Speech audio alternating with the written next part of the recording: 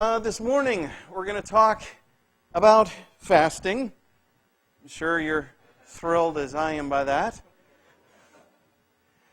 Because we, folks, I don't know if you know this, but we are Americans, and Americans are in love with their food. Man, do we ever love food. In fact, if you ever want to find out how much we love food, try fasting. And you will see that our food is everywhere. You cannot take your eyes with you if you want to avoid food. Because, man, do we love food. Some of us love it a bit more than others.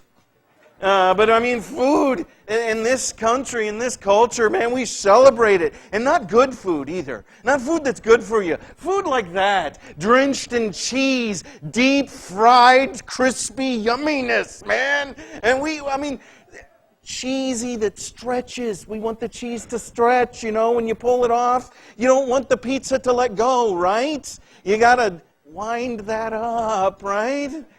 And not only do we love food, we have this love affair, but we are thrilled for our food to lie to us. And what do you mean? Well, I mean this.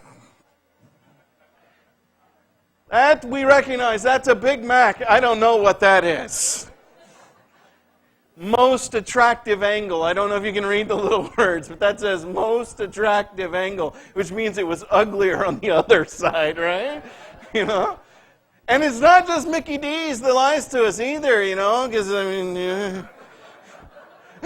most attractive angle with cheese, slightly fluffed up.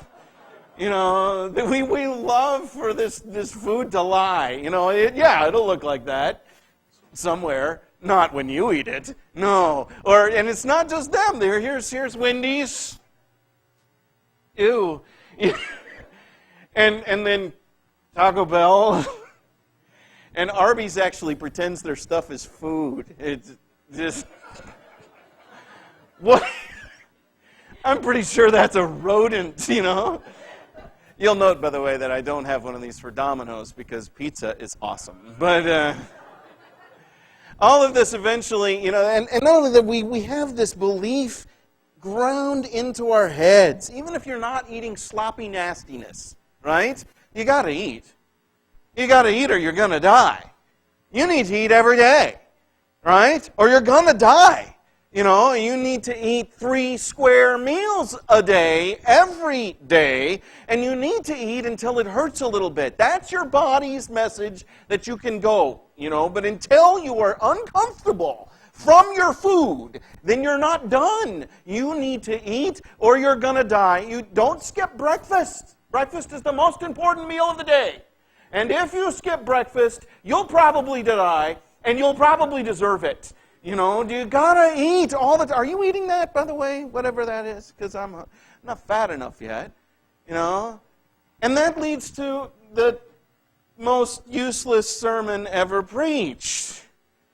Because this sermon comes to us who feel that way about food and have that message drummed into our heads from our earliest childhood. From our earliest childhood. Remember the food pyramid? By the way, the food pyramid is wrong, right? Didn't they get rid of that and replace it with the food chart or graph or so? Who knows? But you're supposed to eat this many grains and this many, and you've got to eat every day, or you'll get really fat. Not sure how that message works, but you got to eat and Americans, we are so in love with food that we are the most obese nation on the planet. Is it just possible there's something wrong here? By the way, before I move on, we are also the nation with the most eating disorders on the planet. Anorexia and morbid obesity are related. Those are not opposites. They may have opposite effects, but they are both disturbed relationships with food.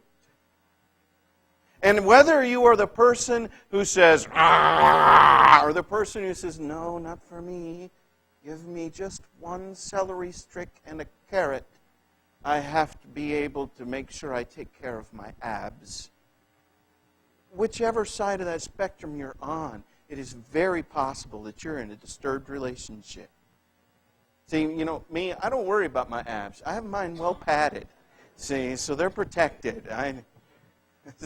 That's an uncomfortable joke for everybody. I'm sorry. Just move on. But America is disturbed. Could it be that our physical health is maybe a cue to us about our spiritual health? And that our experience with food says something to us? Because in America, whether it's I am going to stay in rugged, cut shape, I'm going to be gorgeous and hot, and I'm going to stay this, and so I'm going to eat very sparingly.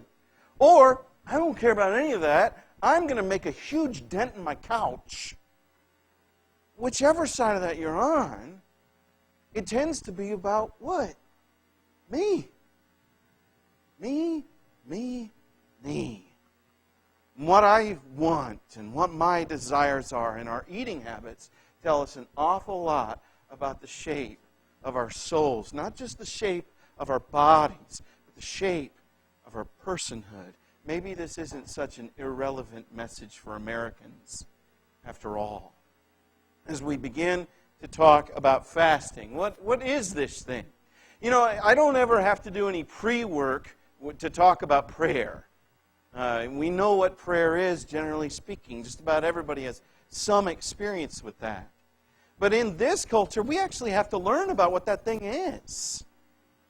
Giving to the poor. People understand what Jesus is talking about. Fasting, what is that thing? Well, fasting is going without food on purpose. Now, this is not because you got too busy. That's not fasting. And, incidentally, this is not going without food so that you can look a certain way. Let me actually go ahead and get this out of the way at the outset. There are people who can't do this, who shouldn't do this. If you struggle with an eating disorder, you're going to have to count on other spiritual activities to get you into the presence of God. Don't mess with something that's killing you and give yourself the excuse that I'm doing it to be with God. If you're bulimic, don't fast. If you're anorexic, don't fast. If you have that in your history, don't do it. Just don't mess with this. Okay? Now, for most of us, this is not the issue, though.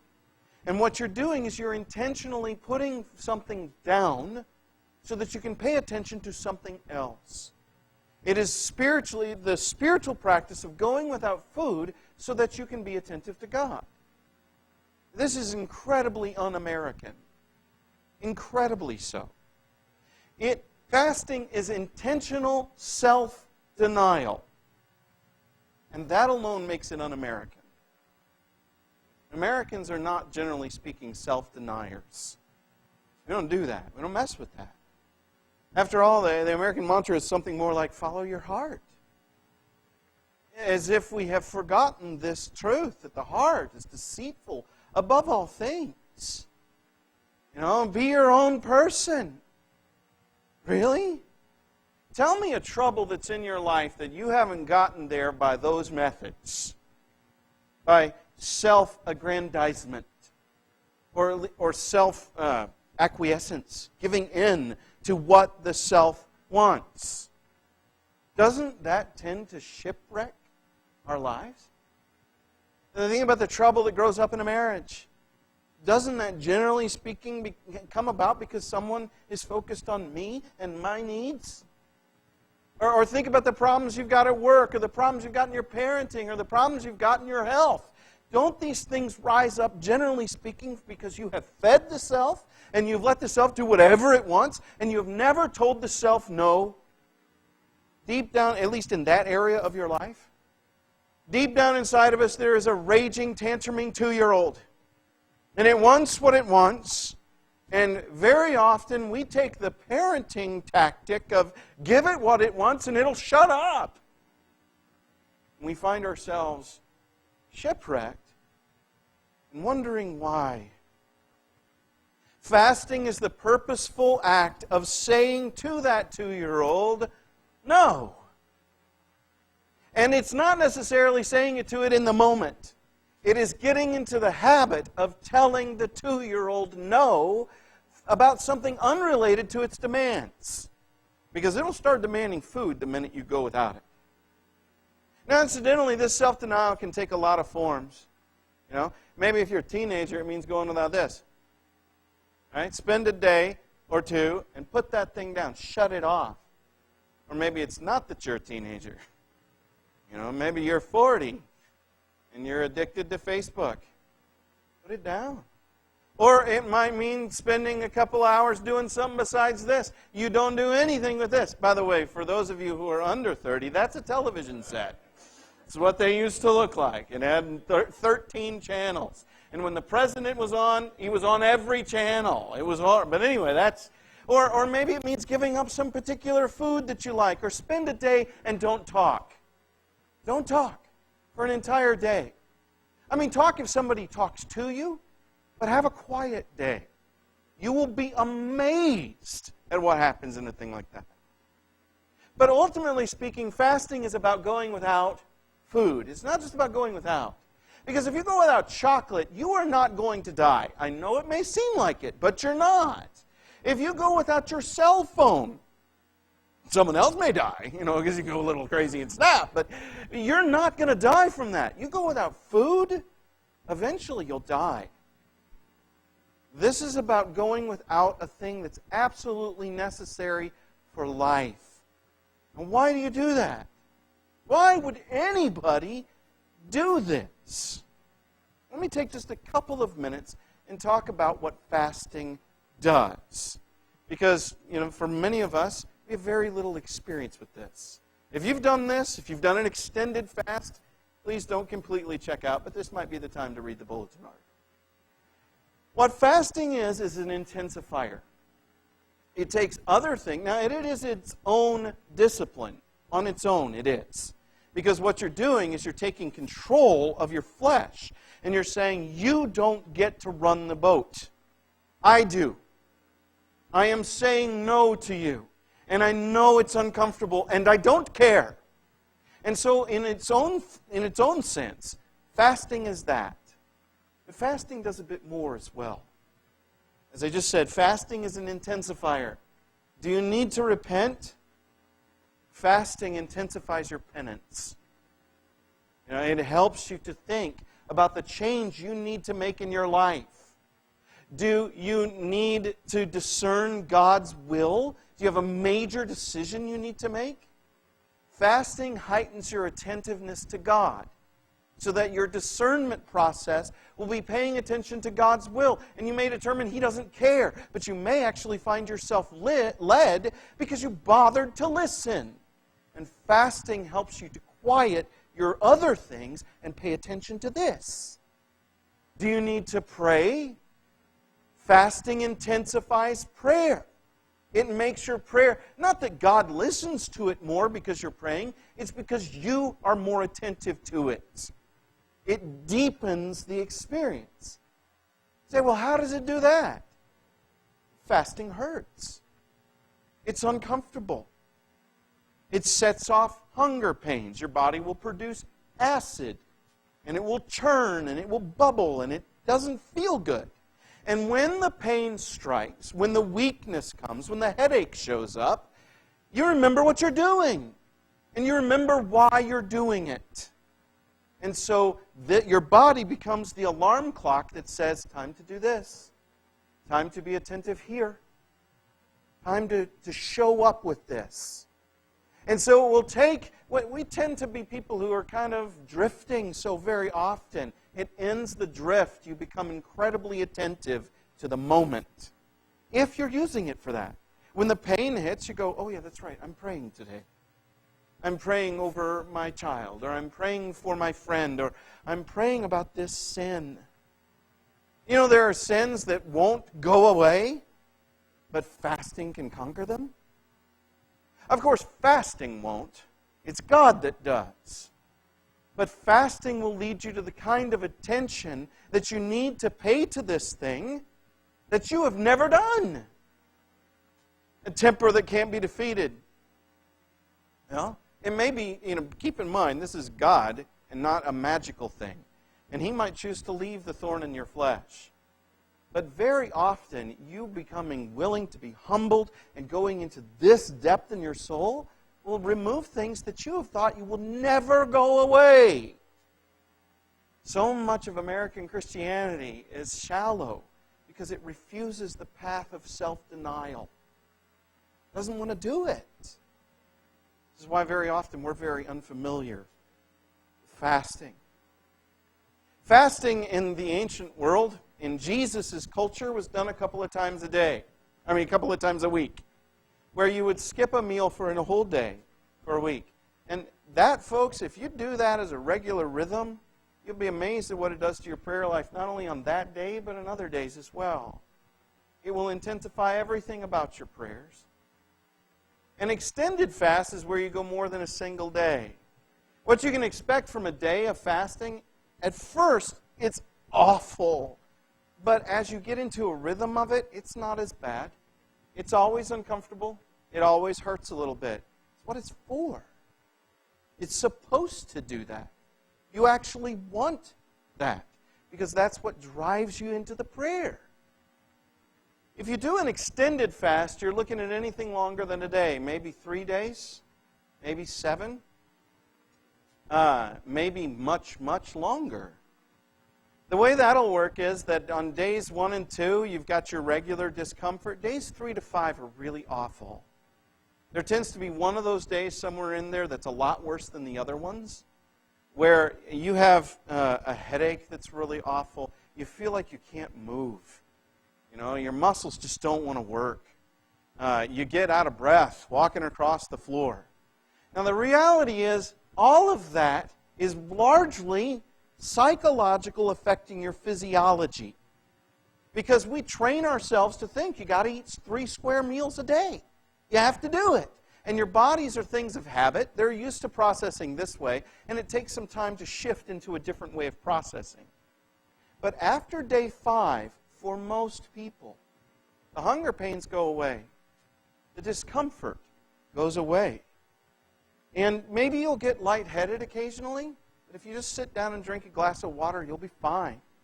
And after that point, you'll be amazed at how long you can go without food. Somewhere between 20 and 40 days, hunger pains will return. And if you choose to do that kind of an extended fast, when the hunger pains come back, it's time to eat. Your body is now telling you that it has exhausted its reserve and has begun to experience actual starvation, and it'll start damaging your organs. So it's time to start eating again. But that's fasting in a nutshell. You want to learn more about this, I can give you a couple of resources. But that's what this is. And you'll see that people in the Bible, Jesus, for instance, goes 40 days at the beginning of his ministry. Why does he do that? To intensify his attention to God. We American Christians, we don't really want to do this very often, which is why we need to go to the mountain. If we're going to be Jesus' disciples, we need to pay attention to his teaching, and not just those teachings that fit our culture. All of Jesus' teaching is part of being his disciple. And if we want to follow the Lord, we need to listen to the Lord. And I will suggest whether you actually engage in the practice of fasting, of going without food or not, whether you do that, what he has to say about fasting teaches us so much about self-denial. And if you want to overcome death, the self must die. It has to.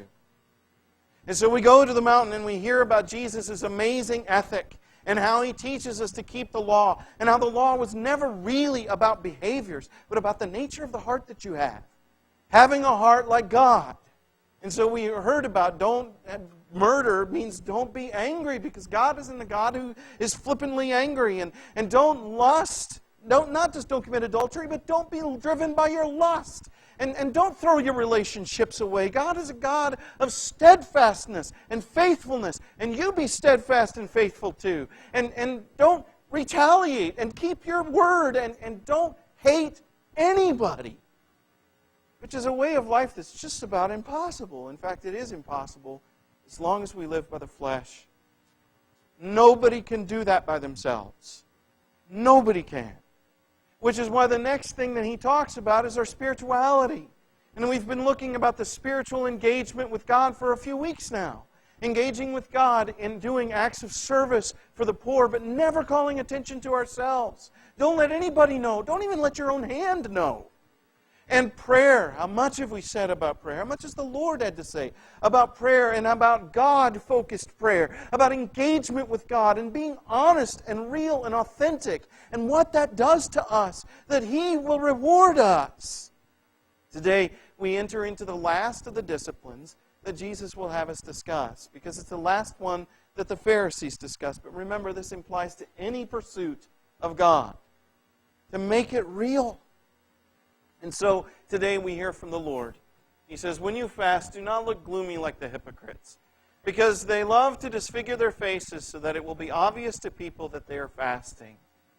Truly I say to you, they have received the reward. But when you fast, put oil on your head and wash your face, so that your fasting might not be seen by others, but by your Father in secret.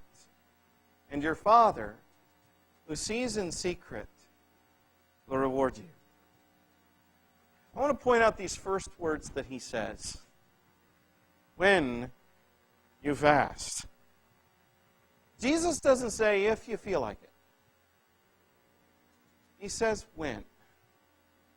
Now, it's worth noting that he can say that because he's talking to a culture that's doing that. Okay? As he talks to this group of people, they know the Pharisees. They know that the Pharisee program involves fasting. And while probably not everybody who heard Jesus talk was engaged in rhythmic fasting every week, maybe not, but he could assume disciples of the Lord would want to engage in a practice that helps them in self-denial. You can just assume that when you fast. I don't really have anything more to say about that. I just want to put that out there and let that sit with you and think about it. Now, why is he talking about fasting? Well, once again, we've talked about this. This is rooted in the Pharisee program for spirituality. The Pharisees, when they wanted to be spiritual, remember what they would do is give to the poor, pray, and fast. And these are the things that they would brag about. Now, how often is fasting actually demanded of Jews? Once. Once a year. One time a year during the Day of Atonement. You're supposed to mortify the flesh. That means fast. Go without food. That's it. Once a year. The Pharisees took that and said, well, we do it once a month. That's got to be better. And once a week, that's even better too. You know what? Twice a week. That's how often we'll do it. Because we're super holy. That's why they're doing it. To be super holy. To be thought of as super holy. So just like they might be walking down the street and suddenly stop and get run into because they're praying, they're going to fast twice a week. Everybody knows even what day of the week it is. It's going to be Monday and Thursday. They're going to fast every Monday and Thursday. And they're going to walk around looking sad. And they're going to say, you going to eat that? Oh, yeah, that's right, I can't. I can't because I'm fasting. And people go, whoa. It's a holy dude right there. Look how impressive they are. And Jesus says, nope, not impressive at all. Because what they're doing with their gloomy faces and their sad, dour looks is that they are going and they're taking a thing that's intended to be an intensifier. It's intended to make them more spiritual, and they're becoming less spiritual. It's intended to make them pay more attention to God, and instead they're paying more attention to themselves and how great they look and how impressive they are. That's what they're doing. It's about the part in their hair and the shine in their face and the sorrow. Oh, the sorrow. Because I don't get pizza today. You know, they're pulling attention to themselves. In fact, they themselves are paying attention to what? Themselves. It's all about them. They have taken a spiritually intimate act and they have thrown it on public display. It is pornographic.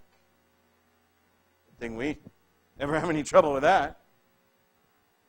Do you want people to be impressed with how Christian you are? Jesus is saying, just lay that down. Take your reputation and throw it away. When it comes to these things, if you want them to work, then they have to be real. And as soon as other people know about them, they're not real anymore. Don't do this junk. But when you do this, you put oil on your head. Why? It just means wash your hair. Clean up so that you look like you always look. Wash your face. Don't go around in dust and sackcloth. Go around looking just like you always do. And when the hunger pain hits you, don't go to your coworkers, oh man, am I ever hungry? Oh yeah, I'm not supposed to talk about that. Say, no, look completely normal. As far as anybody else knows, you're having a normal day. But between you and God, every few moments you are stepping into a sanctuary of your soul. You are drawing into the presence of God because your body is being used to remind you that you need to be with God. And as your body sparks that, you and God are having an experience together that nobody else needs to know anything about. Your soul is being laid bare. And in the silence of your mind, you rehearse what needs to change. In the silence of your heart, you look into where you need to be different. In the stillness of your interior chapel, you are paying attention to what other people need and how you can give your life away, or how you can call upon God to bless the other. And the hunger drives you to a deeper hunger. Because man does not live on bread alone, but by every word that proceeds from the mouth of God. We become whole when we are with God. Your life does not depend on your food. It depends on your God. And when you are fasting, you are then feasting. Feasting not on physical food, but on the Spirit of God Himself. But when you do what the Pharisees did, you drive your food away. You settle for dust when you could have turkey. You settle for an emptiness when you could have the Spirit. You settle for nothingness when you could have everything. And so He says, don't do that. And when we do, there is great power in self-denial. The practice of saying no to myself, when my body is hungry, being able to tell it no, builds up a spiritual muscle so that when the thing comes that you know you ought to say no to, but you can't. You can't lift that weight. You've never been able to. Your temper is too strong, you can't shut it off. Your hunger is too powerful, you can't tell it no. Your lust is too overpowering. Your need to deceive and to be impressive, or whatever it is that is out of the will of God, that you've learned to say no. You've learned to say no here, and that same skill will be lifted by the Spirit and placed in your hands when you need it. And God will empower you to say no to the things that are not of Him. The thing that you know you should do, but you just aren't strong enough. You can't organize your life enough so that you can go do that, or you can, whatever it is. The place where you need to be like God, but you're not strong enough. Working the muscle of self-denial empowers the ability to say yes to the cross and to say yes to God. This, folks, is all from God and not from us, so that none of us can boast. It comes from God. Jesus says, if you do this, the Father will reward you. And what is the reward of God? What reward do we seek from God through fasting? Isn't it a transformed heart? Isn't that what you actually want? To be different? To be whole? To be good? To be naturally generous and hospitable and welcoming and kind? Jesus is saying, true fasting is rewarded by God. And it is rewarded by the stuff He talks about in chapter 5. That you become the kind of person who naturally lives as God's man or woman. And we're willing to trade that for a Big Mac. We sell our holiness so cheap. How are you doing with self-denial? Are you living in it at all? So much of the world is not. But we who are followers of the Christ, we ought to know a thing or two about self-denial. Fasting may teach you that it's not the only teacher. The way of the cross is the teacher. And are you living that self-giving way that Jesus lived? Are you doing that? If you look into your life today and you go, well, no, not really. You know, I'm selling my birthright for a whopper. Maybe today is the day you start living a different way of life. And it may be that you came into this place and you're not a Christian. You know, this is probably a hard sell. But it's the truth. The way of redemption is the way of the cross, and He can rescue you wherever you are. There is water right here. Its purpose is to bury people into Christ Jesus and to raise them up into a new life. And if you want that, we want to share it with you. After this sermon, we'll wait on lunch. It may be that you came to this place carrying a burden that's very heavy and that nobody knows about. If that's true, we want to pray for you. We want to love you. We want to help be participants as God takes care of you. And if you're subject this morning to the invitation of God, why don't you come right now while we stand and sing?